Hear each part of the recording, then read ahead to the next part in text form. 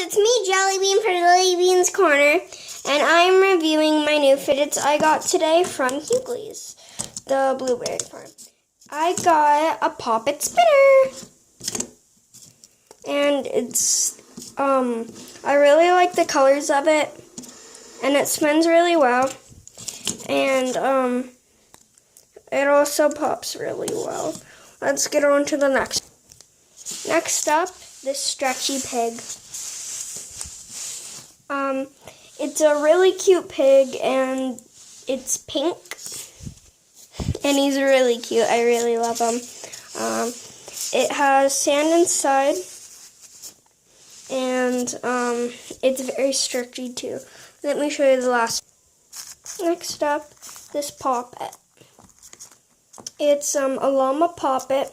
It has 3 colors, blue, white, and purple. And it's a really good pop. I really like both of the side, but the loud side's my favorite.